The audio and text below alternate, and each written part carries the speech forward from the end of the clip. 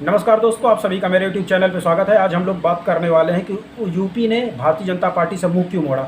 अकेले यूपी में कैपेबिलिटी थी कि वो भारतीय जनता पार्टी को अपने दम पे पूर्ण बहुमत की सरकार दे सकता था। 2014 में उत्तर प्रदेश ने 80 में से 73 सीटें भारतीय जनता पार्टी और एनडीए गठबंधन को दी थी। वर्ष 2019 में उसके सहयोगी को 64 सीट मिली, लेकिन इस बार ये सीटें सीधा सीधा घट करके आ गई हैं 36 सीटों पे। भारतीय जनता पार्टी को 62 से घट करके 33 सीटें मिली, लगभग 29 सीटें कम हुई हैं। लगभग 30 और 32 सीटें अगर यूपी में मिल सकती तो भारतीय जनता पार्टी पूरे बहुमत के साथ अपनी सरकार बनाती और फिर वही ठसक जो 2014 में थी, 2019 में थी भारतीय जनता पार्टी की, वो 2024 से 29 के बीच में भी होती। लेकिन अब पूरी की पूरी सरकार सहयोगी दलों के मत्थे चलने वाली है। तो सिर्फ यूपी की जनता ने भारतीय जनता पार्टी से मुंह क्यों मोड़ा, इसी मुद्दे पे हम लोग चर्चा करने वाले हैं। तो अगर अभी 80 सीटों में बात की जाए तो भारतीय जनता पार्टी 64 से घटकर 33 पे आ गई है। उसकी सहयोगी रालोद को मिले हैं 2 सीटें, एक सहयोगी अपना दल सोनेलाल को मिली है 1 सीट, यानी टोटल 33, 2 35, 36 सीट मिली है। समाजवादी पार्टी को 38 सीटें मिली हैं, अखिलेश यादव हीरो बनकर उभरे हैं। 5 सीटें कांग्रेस को मिली है, 1 सीट मिली है आज़ाद कांग्रेस पार्टी कांसी राम के चंद्रशेखर को मिली है। नगीना सीट से विजय हुए। इस तरीके से 80 सीटें होती हैं। अगर भारतीय जनता पार्टी को 30 सीटें मिल जाती तो जो अभी 40 सीट है वो 270 में पहुंच सकती थी। और ये आंकड़ा पाना बहुत कठिन बात नहीं है, क्योंकि जहां 73 सीटें मिली थी 19 में 64 मिली है, तो 33, 30, 64 इस बार भी मिल सकती थी। लेकिन कहाँ क्या खामी रह गई, क्यों यूपी भारतीय जनता पार्टी से नाराज था, इसी मुद्दे पर हम लोग चर्चा करने वाले हैं।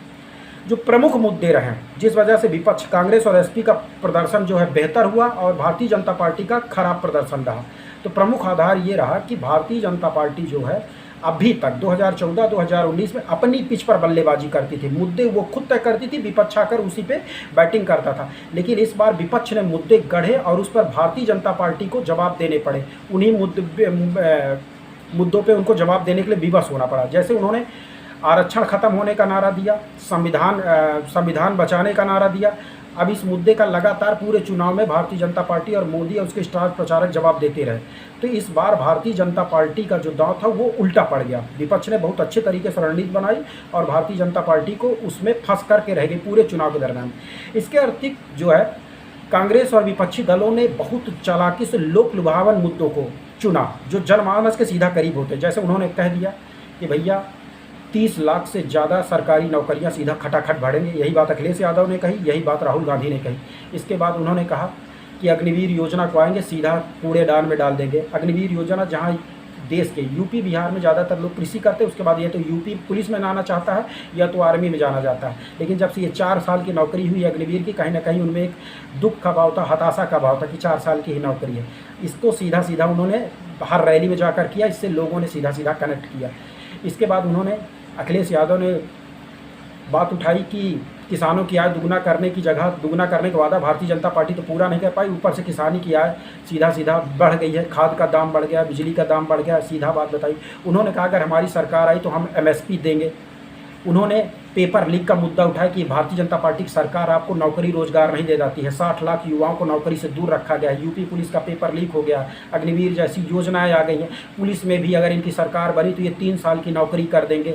वहीं पर राहुल गांधी ने अपनी भाग्य लक्ष्मी योजना की बात की कि उनकी सरकार जैसे बनेगी हर महीने खटाखट 8,500 रुपये आपके खाते में जाएंगे, साल भर में 1 लाख रुपये देंगे। सीधा सीधा लोगों को कनेक्ट करने वाला मुद्दा रहा। नौकरी की गारंटी, अप्रेंटिसशिप का अधिकार दिया जो युवाओं को कनेक्ट करने के लिए पर्याप्त था कि आपको 1 लाख रुपए 25 साल तक देंगे, अप्रेंटिसशिप का अधिकार दिया जाएगा। ये लोक लुभावन के मुद्दे थे, जनता ने इससे सीधा सीधा कनेक्ट किया। इसके बाद जो है वहीं पर इन्होंने कहा कि भारतीय जनता पार्टी का जो नारा था 400 पार, तो 400 पार के नारे अब भारतीय जनता पार्टी के बैकफायर साबित हुआ, क्योंकि भारतीय जनता पार्टी इस नारे के पीछे जो है वो विपक्षी दलों कांग्रेस और सपा और अन्य दलों ने सीधा सीधा मैसेज दिया कि इनको 400 का आरक्षण इसलिए 400 का नारा इसलिए चाहिए, 400 का सीट इसलिए चाहिए क्योंकि ये आरक्षण बदल सकें, संविधान बदल सकें, एससी ओबीसी और एसटी एससी का आरक्षण जो है हटाया जाए। वहीं यूपी में भी एक फाल्स नैरेटिव गढ़ने की गई कि यहाँ राजपूत जैसी सवर्ण जातियों का राजनीति में वर्चस्व है। अगर यही लगातार राजनीति में अगर आ गए तो फिर ये हमारे लिए जगह नहीं छोड़ेंगे, इसलिए आरक्षण को बचाए रखना बहुत ज़रूरी है।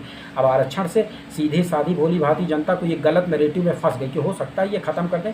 इतनी बार इन्होंने आरक्षण हटाने का और संविधान बचाने का नारा दे दिया, जो SC ST OBC पिछड़ों के लिए सीधा सीधा कनेक्ट करने वाला टॉपिक था। तो ये फॉल्स नैरेटिव में सफल रहा विपक्ष, भाजपा इसका काउंटर करने में असफल रही। वहीं जातिगत गोलबंदी बहुत बढ़िया हुई, सभी जातियों ने SC ST OBC पिछड़ों की जो जातियाँ नहीं उसकी बहुत बढ़िया तरीके से समन्वय हुआ, जाति गोलबंदी हुई और सीधा सीधा एक मुश्त वोट सपा और कांग्रेस के गठबंधन को मिला। बसपा का जो वोट था वो छिटक करके सीधा सीधा आरक्षण और संविधान के मुद्दे पर सपा और कांग्रेस के साथ चला गया। इसका भारतीय जनता पार्टी को बहुत नुकसान हुआ। वहीं अखिलेश यादव ने बहुत बेहतर तरीके से पिछले 2 साल से लगातार मेहनत करके सोशल इंजीनियरिंग करके जो PDA बनाया था उसका सीधा सीधा उनको लाभ हुआ। पिछड़ा, आदिवासी और दलित का, अल्पसंख्यक का जो उन्होंने PDA गठबंधन बनाया सीधा सीधा उनको फ़ायदा हुआ। भारतीय जनता पार्टी को यहाँ पर नुकसान हुआ। जो सपा का वोटर था वो भारतीय जनता पार्टी को जो गया था वो फिर छिटक करके इस बार इंडिया गठबंधन की ओर गया। तो ये भारतीय जनता पार्टी की हार का एक प्रमुख कारण था। दूसरी तरफ भारतीय जनता पार्टी में टिकट वितरण, जिसकी वजह से टिकट वितरण गलत हुआ, जिसकी वजह से कई जगह वो 15 सीटें ऐसी थी जहां सीधा सीधा भारतीय जनता पार्टी जीत सकती, वो हारी। सपोज के तौर पे लखनऊ की सीट ले लीजिए, जो मुद्दा इस समय चर्चा में चल रही है। वहाँ लल्लू सिंह थे, लल्लू सिंह वहाँ अयोध्या के 8 विधायक सभी उनके खिलाफ थे, फिर भी इनको टिकट दिया गया, तो इनका हारना तय था। लखीमपुर खीरी का जब कुमार मिश्रा टेनी गृह राज्य मंत्री थे, उनको टिकट देने के वहाँ के सारे विधायक खिलाफ थे, लेकिन उनको टिकट दिया गया। इसी तरीके से प्रयागराज में चाहे रहा हो, चाहे मेरठ सीट पे राजेंद्र अग्रवाल जो इसके पहले सांसद थे, अरुण गोविल खटाने की पूरी कोशिश की। मुजफ्फरनगर में संजीव बलियान को हराने के लिए वहीं भाजपा के विधायक संगीत सोम ने पूरी फील्डिंग की। तो भीतर घात का भी भारतीय जनता पार्टी शिकार हुई, इसको रोकने का जो है कंट्रोल समय पर नहीं कर पाई। तो ये सारी कुछ वजहें थी जिसकी वजह से भारतीय जनता पार्टी को उत्तर प्रदेश में अपेक्षित सफलता नहीं मिल पाई है। तो उम्मीद करता हूँ गर्मी में चुनाव हुआ, गर्मी के चुनाव की वजह से जो भारतीय जनता पार्टी का शहरी वोटर जो रहा है वो चुनाव देने के लिए वोट नहीं लिखा। मैं प्रयागराज से हूँ, शहर दक्षिणी से केवल 38% वोटी हुई, जबकि सब भारतीय जनता पार्टी के समर्थन वाले ज़्यादातर शहरी मतदाता थे, लेकिन वोट देने इतनी प्रचंड गर्मी में नहीं निकले, जिसका भारतीय जनता पार्टी को बहुत बड़े स्तर पर नुकसान हुआ। मिर्ज़ापुर और पूर्वांचल में, बनारस में इतनी ज़्यादा गर्मी पड़ती है मई जून में, खासतौर से कि यहाँ पे ऑफिस का टाइम सुबह 6 से लेकर के 12 बजे करना पड़ता है। इसके कारण भी मतदाता बहुत ज़्यादा नहीं निकल पाया, जो भारतीय जनता पार्टी की हार का प्रमुख कारण रहा। तो इस वीडियो फिलहाल इतना ही। कमेंट के माध्यम से आप भी अपनी राय रख सकते हैं। चैनल को सब्सक्राइब कर दें, लाइक कर दें, शेयर कर दें। बहुत बहुत धन्यवाद।